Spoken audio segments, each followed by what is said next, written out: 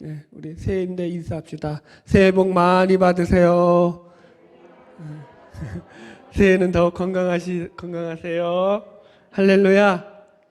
새해는 우리 모두 성도들 가정 가운데 하나님께서 약속하신 그 놀라운 말씀의 축복들이 늘 넘쳐나서 모든 일들마다 복이 넘쳐나기를 주의 이름으로 축복합니다. 할렐루야. 예, 오늘은 예수를 닮아가자라는 말씀으로 주님이 주시는 은혜를 나누겠습니다. 2022년도 우리 교회 표어가 예수를 닮아가자입니다. 제가 왜 이런 표현을 세우게 되었느냐 하면은 우리 신자의 신앙의 목표가 예수를 닮아가야 한다라는 것은 너무나 다 잘 알고 있는데 그 뒤에 구체적으로 묻는 거죠. 그럼 예수를 닮아가는 게 뭐냐라고 물으면 정확히 딱 이거다 그렇게 얘기하는 분들이 그렇게 많지 않더라고요.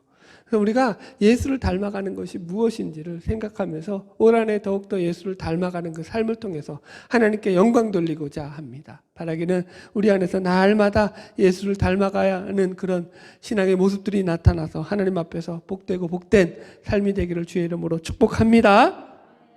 예, 이 믿음의 삶, 예수를 닮아가는 삶에 대해서 우리가 말씀을 나눌 건데요. 첫 번째가 예수를 닮아가라는 말씀이 성경의 가르침이라는 거예요. 성경에서 우리에게 가르치고 있는 말씀이라는 거죠. 성경은 여러 곳에서 우리 신자의 신앙을 예수를 닮아가는 신앙이어야 한다라고 교훈하고 있습니다. 예수님께서도 성경에 보면은 이 바리새인들의 잘못을 책망하는 그런 말씀 가운데서 이런 말씀을 하셔요. 한번 찾아볼까요? 누가복음 6장 39절. 바리새인들이 선생된 것을 책망하면서 하시는 말씀 중에 하나거든요. 자, 누가복음 6장 39절 같이 읽읍시다. 시작. 또 비유로 말씀하시되 맹인이 맹인을 인도할 수 있느냐? 둘이 다 구덩이에 빠지지 아니하겠느냐? 아멘. 그러니까 이 말씀이 뭐냐면 맹인이 맹인을 인도할 수 없는 것처럼 바리새인들과 같이 잘못된 가르침을 주는 선생 밑에서는 온전히 잘할 수 없다. 바른 교훈을 받을 수 없다라는 거예요. 그래서 40절 읽어볼까요? 시작. 제자가 그 선생보다 높지 못하나 무릇 온전하게 된 자는 그 선생과 같으리라. 예. 이 말씀은 두 가지로 해석이 가능한데요. 첫 번째는 잘못된 선생 밑에서 배운 사람은 그가 온전히 자라봤자 그 수준밖에 안 된다라는 거예요. 무슨 얘기냐? 예를 들어서 2단한테서 배우면 아무리 잘 배워도 뭐가 되겠어요? 2단밖에 안 되는 거예요. 2단에서 배운 것은 2단밖에 안 되는 거죠. 이런 얘기예요, 지금. 이런 해석이 첫 번째 해석이고 두 번째 해석은 뭐냐면 이 말씀을 올바른 선생에 대한 교훈으로 이해하게 되면 어떻게 해석이 되냐면은 제자의 자라남을 가리키는 말씀으로 그 선생과 같이 제자가 잘 배우면 온전하게 자라날 수 있다라는 말씀이 되는 거예요. 이해하시겠죠? 그래서 여기서 보면은 이 온전하게 된 자는 그 선생과 같으리라. 그 선생보다 높지는 못하지만, 그죠? 그래서 선생과 같이 자라날 수 있다라는 거예요. 그러니까 이렇게 해석이 되는 거죠. 예수님이 지금 제자들을 향해서 나를 따르는 너희들은 온전한 선생이 된 나를 만났으니까 나를 닮아서 나를 본받아서 너희도 온전하게 자라나야 한다라는 말씀이 된다고요. 이해하시면 아멘. 할렐루야. 그러니까 온전하게 자라나라는 거예요. 그래서 여기서 핵심 단어가 뭐냐면 온전하다라는 말이거든요. 이 온전하다라는 말이 텔레이오스라는 말이에요. 이게 가장 이제 중요한 말이에요. 여러분들이 늘 이제 오늘 본문에서 핵심된 말씀인데 온전하다, 텔레이오스. 이게 무슨 말이냐면은 다 자라난 상태. 몸이 다 큰 상태, 성인이 된 상태를 가리키는 말이 이 텔레이오스예요. 오늘 본문에 나오는. 그래서 무슨 말이냐면은 너희들도 이제는 자라가지고 선생을 닮아서 선생과 같이 나와 같이 자라나서 그렇게 되어야 한다라는 거예요. 아멘. 자, 다시 본문을 가지고 이제 우리 돌아가 봅시다. 에베소서 4장 13절.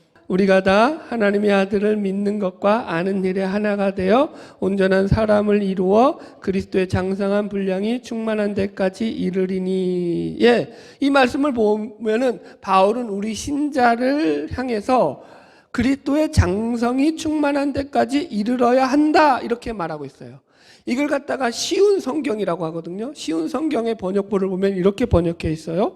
우리 모두는 하나님의 아들을 믿고 아는 일에 하나가 되어 그리스도를 닮은 온전한 사람으로 성숙한 그리스도인이 될 것이다.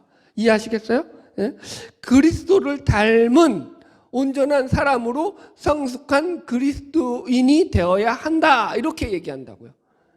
이해하시겠죠? 그러니까 장성하다는 말이 뭐냐면 그리스도를 닮아 성장한 온전한 성숙한 그리스도인이라고 말하고 있다. 왜 이렇게 번역을 하냐면 여기서 보면 장성하다라는 말이 나오죠. 장성하다는 말이 이게 우리가 앞에서 다뤘던 그 텔레이오스하고 똑같은 말이에요. 이래야죠. 온전하다, 장성하다 다 같은 번역이에요. 몸이 다 자란 거예요. 어른이 된 거예요. 성인이 된 거예요. 그렇게 다 자란 상태가 텔레이오스라는 거예요. 그래서 너희들은 그렇게 자라나야 한다. 누구를 닮아서?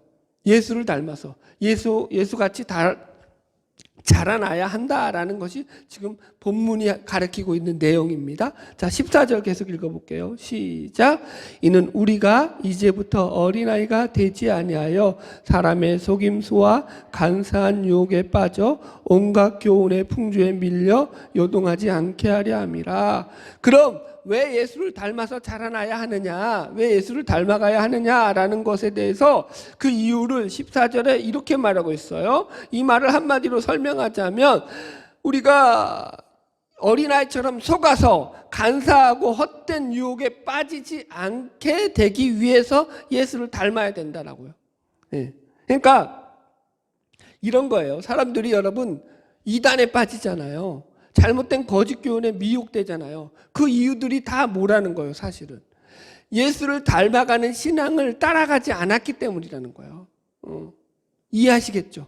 예수를 닮아서 자라나야 되는데 자라나지 않다 보니까 어리다 보니까 신앙이 어리다 보니까 어린 신앙으로는 미혹에 빠지더라는 거예요. 잘못된 교훈에 빠지더라는 거죠. 어린아이가 여러분 잘 속잖아요. 그래요, 안 그래요? 네. 제가 우리 예담이 예를 들어드릴까요? 우리 예담이에게 제가 뽀뽀 10번을 제 볼에 하라고 하면 할까요? 안 할까요? 안 하죠. 하겠어? 안 하지. 이제 또 컸는데 자존심이 있는데. 자, 그럼 제가 이렇게 얘기를 해요. 예담아, 오늘 저녁에 치킨 한 마리 사줄게. 치킨 사줄게. 뽀뽀 10번? 할 거야, 안 할 거야? 벌써 이제 넘어왔어요. 치킨에 벌써 넘어온다고요. 이해하시겠어요? 어리면 이렇게 유혹을 받는다고 쉽게. 지금 그 얘기한다고요. 이 비유가 별로 안 좋네. 마음이 안 좋네. 지금 잘못된 유혹을 넘어가는 그런 교훈을 지금 가르치는 거예요, 본문. 그래서 여기서 지금 장성한 분량이 충만한 데까지 이르러라라는 이 말이 그리스도를 닮은 온전한 그리스도인, 성숙한 그리스도인으로 자라나라라는 그런 말이 되더라는 거예요. 여러분, 그러므로 우리 신자는 우리가 하나님께 받은 은혜와 축복을 마귀에게 빼앗기지 않기 위해서라도 우리 모두가 다 그리스도를 닮은 온전한 그리스도인으로 자라나야 할 줄로 믿습니다. 할렐루야. 여러분, 그래서 이 신약 성경에서는 그리스도를 닮는다라고 할 때 이 닮다라는 표현을 지금 제가 말했죠. 텔레이오스, 따라합시다. 텔레이오스. 이 말을 쓰고 있어요. 이게 뭐라고요? 장성하다, 자라나다, 온전하다, 이런 말을 쓴다고요. 이해하시겠죠? 네. 자, 이런 단어들이 나오는 걸 몇 구절 제가 소개해 드릴게요. 에베소서 4장 15절. 사랑 안에서 참된 것을 하여 범사에 그에게 잘할지라 그는 머리니 곧 그리스도라. 보세요. 여기서도 범사에 그에게까지 잘할지라 그는 머리니 곧 그리스도다라고 해서 우리가 그리스도에게까지 자라야 된다는 게 우리 신앙의 목표로 제시되고 있다고요. 제가 몇 구절 더 읽어드릴게요. 고린도전서 14장 20절입니다. 형제들아, 지혜에는 아이가 되지 말고 악에는 어린아이가 되라. 지혜에는 장성한 사람이 되라. 이렇게 말하고 있대. 지혜에 장성한 사람이 되라라는 것이, 이 장성하다는 게 다 큰 어른이 되라는 거예요. 그러니까 이 말을 좀 의역하자면, 지혜에 있어서는 너희들이 그리스도를 닮아서 점점점 지혜가 어떻게 된다는 거예요? 커져가야 된다, 확장돼야 된다 라는 얘기죠. 골로새서 1장 28절이에요. 우리가 그를 전파하여 각 사람을 권하고 모든 지혜로 각 사람을 가르침은 그리스도 안에서 완전한 자로 세우려 함이라, 이렇게 나와요. 우리가 말씀을 배우고 이렇게 하나님 앞에 예배드리면서 믿음의 생활을 하는 것이 그리스도 안에서 우리를 완전한 자로 세운다고요. 완전한 자. 이 완전하다는 것도 텔레오스예요. 그렇다라는 것은 무슨 말이냐면은, 완전하다는 게 잘못을 하나도 안 하고 흠이 하나도 없고 실수도 없는 그런 퍼펙트한 인간을 가리키는 말이 아니라 다 자라난 자로 세운다라는 거예요. 잘못된 교훈에 풍조에 휩쓸리지 않는 그런 성숙한 그리스도인으로 자라나게 한다라는 말입니다. 아멘. 예, 이것들이 그래서 다 그리스도를 닮아간다는 말하고 동의어가 되는 거죠. 여러분, 이렇게 성경은 우리 신자에게 우리의 신앙이 예수 그리스도를 닮아가서 그리스도의 장성한 분량으로 성숙한 그리스도인으로 자라나야 한다라고 가르치고 있다고요. 그러므로 우리 예수 그리스도로 말미암아 구원받은 우리 신자들은 우리의 구원자 되시는 예수 그리스도를 닮아가야 할 줄로 믿습니다. 이건 분명한 우리 신자의 가장 중요한 책임이고 숙제고 과제라는 거예요, 여러분들. 바라기는 날마다 저와 여러분의 삶 가운데서 예수 그리스도를 닮아가는 모습이 나타나기를 주의 이름으로 축복합니다. 큰 두 번째, 그러면 예수를 닮아가는 게 뭐냐라는 거예요. 무엇의 문제를 생각해 봐야죠. 여러분, 과연 예수를 그럼 닮아가는 삶이 도대체 뭐죠? 과연 착한 사람이 되는 게 예수를 닮아가는 건가요? 또 아니면 교회 나와서 열심히 예배드리고 기도하면서 전도하면서 그렇게 살아가는 게 예수를 닮아가는 건가요? 일면은 맞는데 정답은 아니에요. 이해하시겠어요, 여러분? 그러니까 이게 무슨 표현을 해야 될까요? 예수를 닮아가는 삶이라는 것은 이게 딱 한 가지로 이것만이 예수를 닮아가는 삶이다, 성경에 이렇게 나와 있지 않아요. 그죠? 이걸 이렇게 설명할게요. 이 성경은 오히려 우리가 살아가면서 우리가 접하고 있는 무수한 상황과 환경 가운데서 예수님께서 말씀하시고 행동하시고 살으셨던 그런 삶의 모습들을 우리의 삶에 적용시켜서 우리가 살아가고 있는 삶의 영역 속에서 그렇게 고민하면서 생각하면서 예수님처럼 생각하고 예수님처럼 행동하면서 예수님처럼 말하면서 살아가는 삶을 예수님을 닮아가는 삶이라고 하고 있다고요. 설명이 너무 길었나요? 네. 대충 이해하죠? 무슨 말인지. 그러니까 우리가 이게 딱 한 가지만 가지고 이것만이 예수님을 닮아가는 삶이라고 정의할 수 없다고요. 이해하시겠어요? 기도 한번 합시다. 예수님이 습관 따라 기도했잖아요. 그럼 기도만 하면은 다 예수님을 닮아가는 삶이에요? 아니라고요. 그렇게 정의하지 마시라고요. 기도를 했는데 예수님이 기도에 대해서는 어느 본문에서는 뭐라고 했어요? 너희들 바리새인 같이 기도하는 것들 다 하나님께서 듣지도 않으신다, 그렇게 나가잖아요. 그래요, 안 그래요? 그러니까 잘 구분하시라고. 성경을 좀 생각을 하고 읽으셔야 돼. 생각 안 하고 읽으면 뭐가 되냐면 명분론이 돼요. 성경은 명분으로 가면 다 틀려요. 명분으로 가면 신앙은 어떻게 되냐면 나는 옳고 상대는 그르다로 가기 때문에 명분으로 가면 안 돼요. 내가 교회 일을 하는데 너가 왜 나를 안 도와? 내가 왜 봉사를 하는데 너는 왜 내 편이 안 돼? 이렇게 가면 틀린다니까요. 교회 일을 하는 것은 맞지만 예수를 닮아가는 게 맞죠. 봉사라는 건 예수를 닮아가는 게 맞죠. 그러나 그 안에서의 상황과 환경은 또 다를 수 있다고요. 이해하시겠어요? 그래서 잘 적용하시라는 말씀입니다. 할렐루야. 자, 그래서 우리가 예수님의 성장하는 시절의 모습을 살펴보면서 예수님을 닮아가는 게 무엇인가에 대한 좋은 힌트를 얻을 수 있거든요. 예수님의 성장 과정에 대해서 성경은 거의 침묵하고 있는데 딱 한 곳에만 예수님의 이 유년기 시절을 기록한 말씀이 있죠. 누가복음 나오잖아요. 누가복음 2장 한번 또 찾아가 보겠습니다. 누가복음 2장 41절. 예수님이 12살 되셨을 때예요. 41절부터 쭉 읽을게요.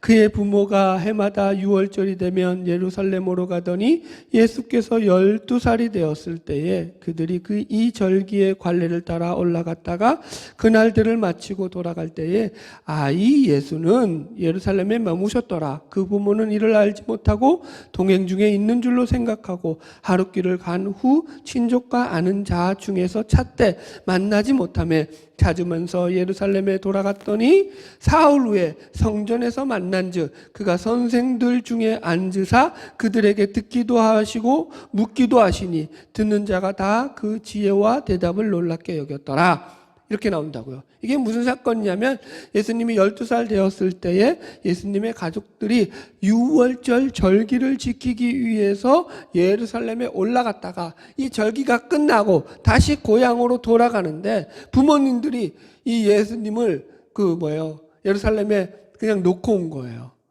그럴 수 있어요, 없어요? 예, 그럴 수 있어요. 왜 그럴 수 있냐면 상황을 이해해야 돼요. 아니 무슨 저런 부모가 다 있어, 자기 자식 놓고 오고. 이게 이제 지금 여기 자세히 보면은 이 마리아와 요셉 자기 가족만 올라간 게 아니에요. 친족들과 같이 올라갔을 수도 있고 아니면 동네 자기가 사는 그 동네 사람들하고 같이, 왜냐면 명절을 지키는 행사이기 때문에 다 같이 한다고요. 무슨 말인지 이해하시겠죠? 그러니까 우리가 명절 지킬 때 가족들이 다 모이는 것과 마찬가지예요. 그렇게 한꺼번에 우르르 왔다가 우르르 내려가다 보니까 서로 막 정신이 없는 거죠. 그러다 보니까 우리 아들 예수는 아이들 틈에서 끼어 내려왔겠거니 하고 내려오다 보니까 없는 거예요. 그래서 이제 부모들이 이제 눈에 불이 난 거죠. 어디 갔는지 하고 막 찾은 거예요. 사흘 길을 찾았대요. 그러니까 3일 동안 찾았는데도 못 찾은 거죠. 그러다가 찾다 그래서 혹시나 하고 성전에 들어가 봤더니 거기서 예수님이 거기 있는 랍비들하고 막 선생들하고 대화를 하고 계시는 거예요. 부모 입장에서는 이게 지금 이런 자식 찾은 거죠. 엄청 놀란 거죠. 그래서 나중에 이제 여기 48절 보세요. 같이 읽어봅시다. 시작.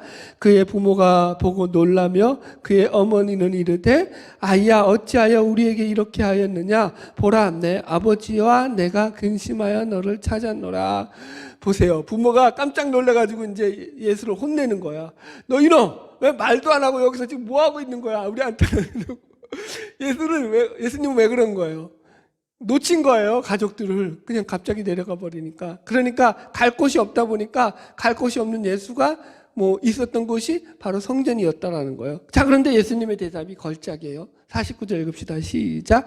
예수께서 이르시되 어찌하여 나를 찾으셨나이까? 내가 내 아버지 집에 있어야 될 줄을 알지 못하셨나이까 하시니.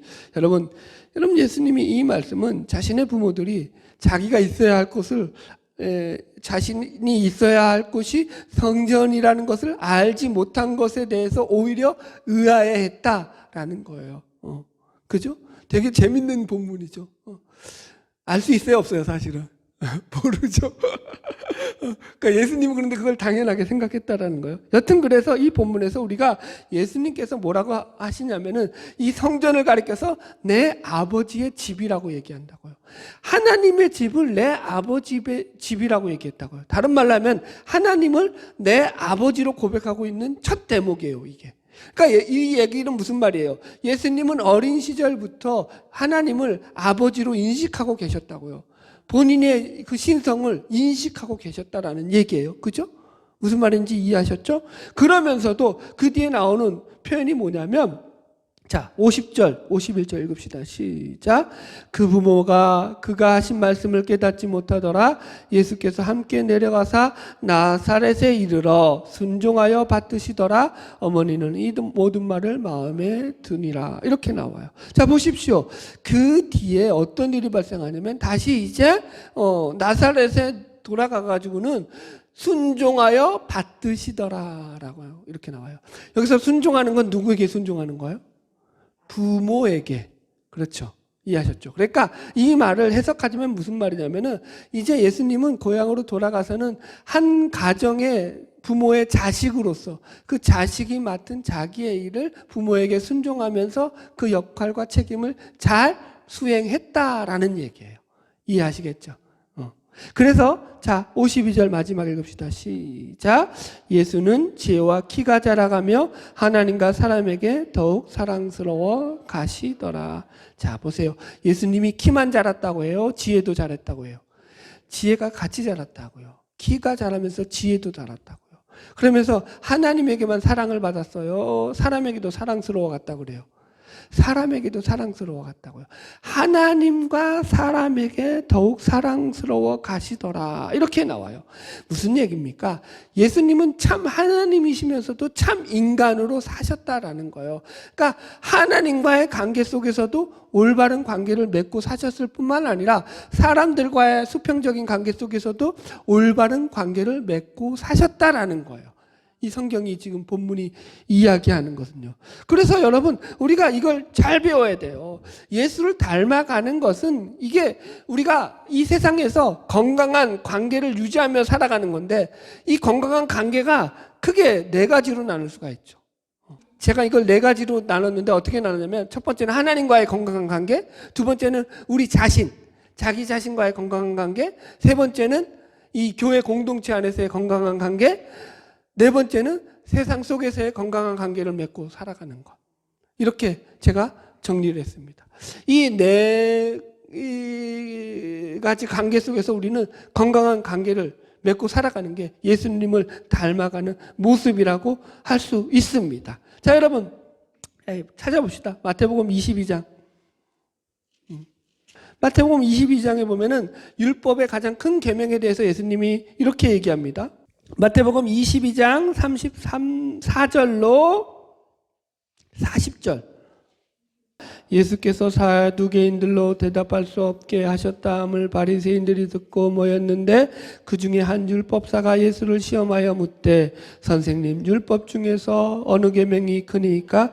예수께서 이르시되 내 마음을 다하고 목숨을 다하고 뜻을 다하여 주 너희 하나님을 사랑하라 하셨으니 이것이 크고 첫째 되는 계명이요 둘째도 그와 같으니 내 이웃을 내 자신과 같이 사랑하라 하셨으니 이 두 계명이 온 율법과 선지자의 강령이니라. 이렇게 얘기하셔요. 그러니까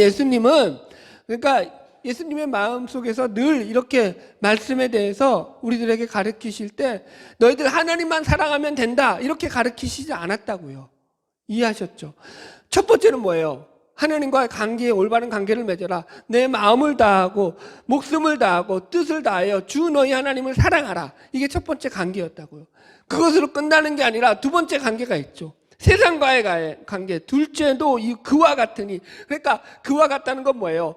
니들이 하나님을 사랑하는 것과 똑같은 마음으로 그거에 비례하는 마음으로 똑같이 내 이웃을 내 자신과 같이 사랑하라.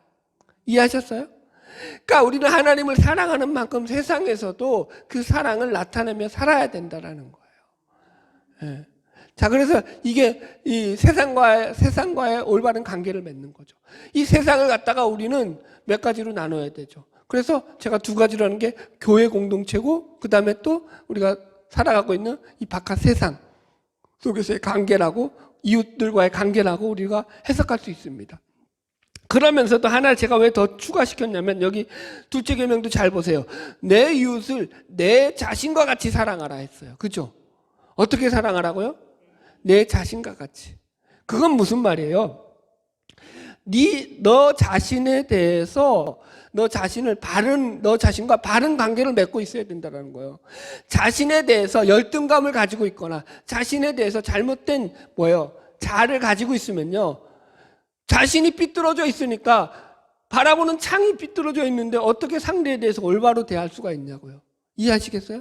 자, 빨강 안경을 끼고 세상을 보면 세상이 어떻게 보이죠? 빨갛게 보이죠. 이해하시겠어요? 그 얘기하는 거예요. 그래서 자기 자신과의 관계를 잘 맺는 것도 중요한 예수를 닮아가는 과제예요. 사실은 우리가 많이 여기서 틀린다고요.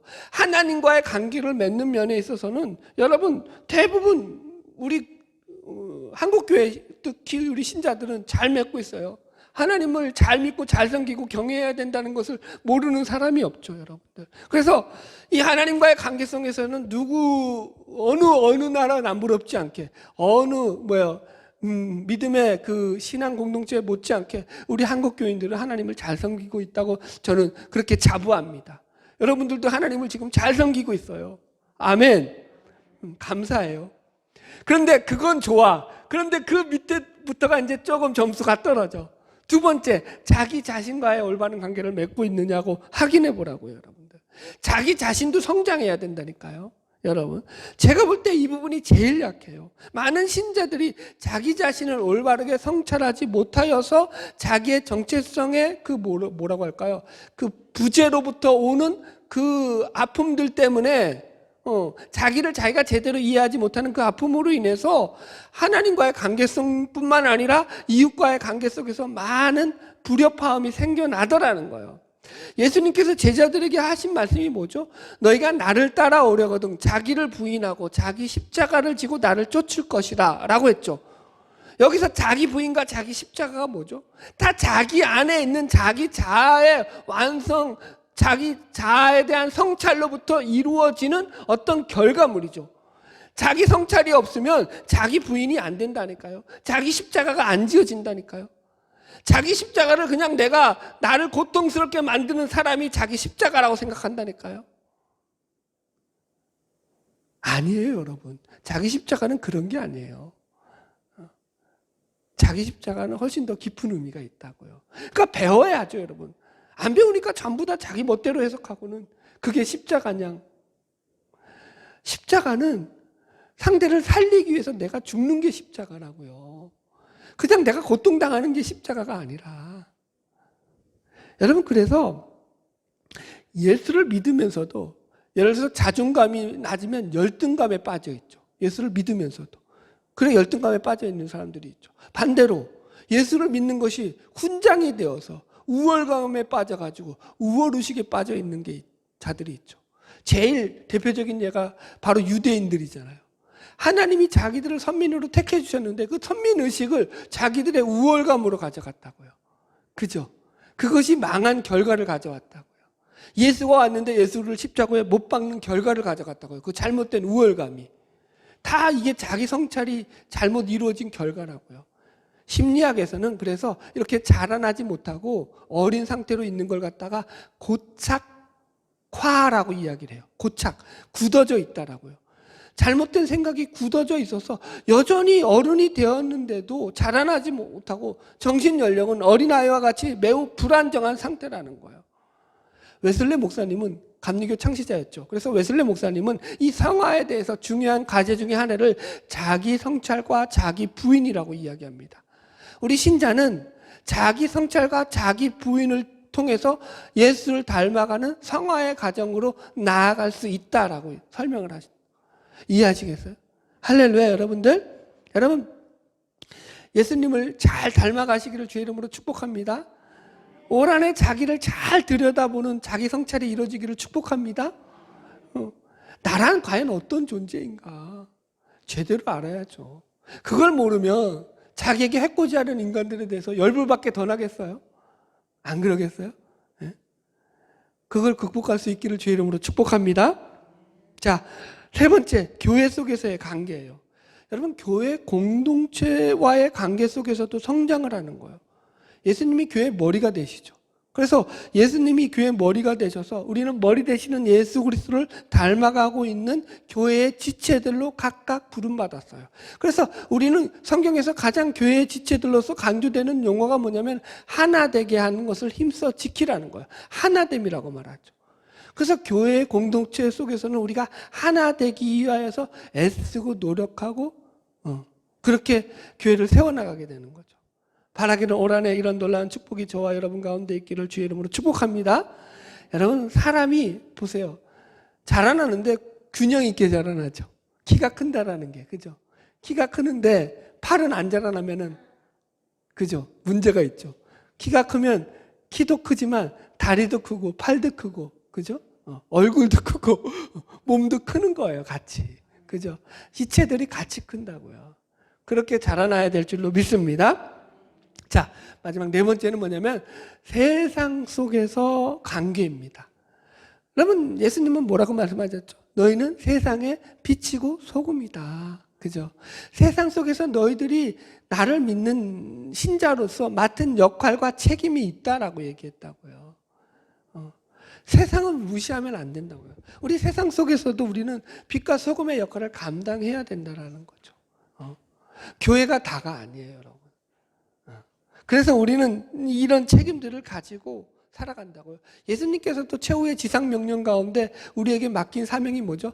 너는 땅끝까지 이르러 내 증인이 되라는 거죠. 증인이 되어야 되죠. 증인은 어디서 돼야 돼요? 교회에서 증인 돼야 돼요? 아니죠. 세상에 나가서 증인 되는 거라고요. 믿지 않는 세상을 향해서 예수를 믿는 자로서의 삶을 살아야 되는 거죠. 만만하지 않죠. 그런데 여러분 이게 가능하다고요. 그래서 마지막 이제 결론적인 얘기를 제가 드리려는데 뭐냐면 어떻게 닮아가야 하느냐라는 거예요. How to. 닮아가는 방법에 대한 문제죠. 닮아가는 방법. 우리가 예수를 어떻게 닮아가야 되느냐. 결론적으로 우리가 예수를 닮아가는 방법은 뭐냐면 훈련이고 연습입니다. 이게 이런 거예요, 여러분. 만약에 예수를 닮아가는 게 어떻게 우리가 예수님처럼 살 수 있습니까? 그건 불가능하지 않습니까? 라는 질문을 한다면 이런 답을 드릴 수 있어요. 맞습니다. 이것은 불가능하기도 하고 가능하기도 합니다. 라고. 무슨 말인지 이해하시겠죠? 여러분, 이것은 훈련이고 연습이기 때문에 훈련하고 연습하면 가능한 길이에요. 그러나 연습하지 않고 훈련하지 아니하면 도저히 이룰 수 없는 길이라고요. 이렇게 예를 들어 볼게요. 갑자기 운동을 안 하다가 팔굽혀펴기 100개를 한다는 게 일반인들에게는 거의 불가능하죠. 여러분, 자, 팔굽혀펴기 100개를 할 수 있겠어요? 제 나이로 기준으로 합시다. 50살 했던 보통 사람이 못한단 말이에요. 그죠? 그러나 이것을 갖다가 1년을 계속 하루에 계속 연습을 해요. 팔굽혀펴기를. 그럼 1년이 지난 뒤에 매일 연습했다고 했을 때 100개 할까요? 못 할까요? 하죠. 가능한 일이죠.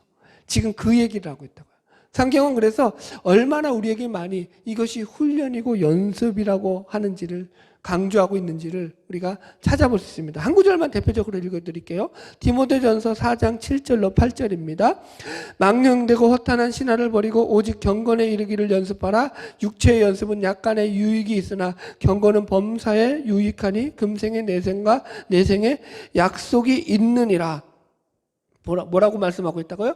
경건에 이르기를 연습하고 훈련하라는 거예요. 아멘? 경건에 이르기를 연습하라는 거예요. 이게 우리 신자의 모습이라는 거예요. 여러분들 집에 가셔서 이제 에베소서 4장을 한번 쭉 천천히 읽어보십시오. 여기에 보면은 계속적으로 오늘 본문의 배경이 되는 내용들의 얘기들을 보시면 무엇을 하라, 무엇을 하지 마라 이런 얘기들이 수도 없이 나가요. 여러분들. 제가 대충 읽어드릴게요. 에베소서 4장 1절 너희가 부르심을 받은 일에 합당하게 행하라. 2절 모든 겸손과 온유로 하라. 오래 참음으로 하라. 사랑 가운데서 서로 용납하라. 3절 평안에 매는 줄로 성령의 하나 되는 것을 힘써 지켜라.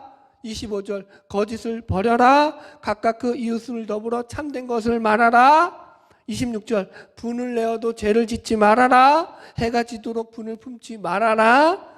27절 마귀에게 틈을 주지 말아라. 28절 도둑질하는 자는 도둑질하지 말아라. 선한 일을 하라. 더러운 말은 너희 입 밖에도 내지 마라. 이해하시겠죠?